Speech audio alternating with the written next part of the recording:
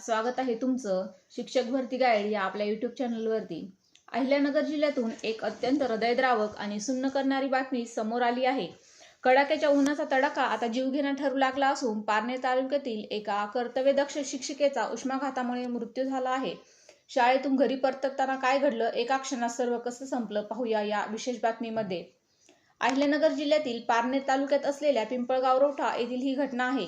येथील जिल्हा परिषद शाळेत कार्यरत असलेल्या 50 वर्षीय शिक्षिका उषा पोपट फापाळे कुलट या नेहमीप्रमाणे आपल्या कर्तव्य बजावण्यासाठी शाळेत गेल्या होत्या। दुपारी 12 वाजता शाळा सुटल्यानंतर त्या आपल्या दुचाकीवरून गारगुंडीकडे परतत होत्या। मात्र गेल्या काही दिवसापासून तापमानाचा पारा 40 अंशाच्या पार गेला आहे। या रणरणत्या उन्हात दुचाकीवरून प्रवास करताना त्यांना उन्हाचा तीव्र तडाखा बसला। घरी पोहोचल्यानंतर उषाताईंना अचानक अस्वस्थ वाटू लागलं। तीव्र डोकेदुखी, चक्कर येत असल्यामुळे त्यांना तातडीने कानूर पठार येथील रुग्णालयात दाखल करण्यात आलं। मात्र काळाला काही वेगळंच मान्य होतं। प्रकृती अधिक खालावल्यानं त्यांना पुढील उपचारांसाठी हलवण्यात येत असतानाच वाटेत त्यांची प्राणज्योत मालवली। डॉक्टरांच्या मते कडक उन्हामुळे त्यांना उष्माघाताचा फटका झाला आणि त्यानंतर हृदयविकाराच्या झटक्याने त्यांचा मृत्यू झाला।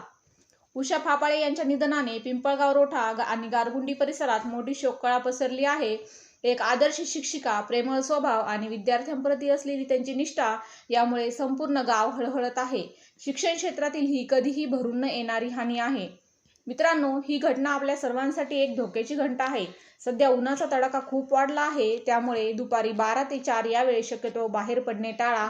बाहेर जाताना डोक्याला रुमाल किंवा टोपी नक्की वापरा। सोबत पाण्याची बाटली ठेवा आणि जास्तीत जास्त पाणी प्या। अस्वस्थ वाटल्यास त्वरित डॉक्टरांशी संपर्क साधा।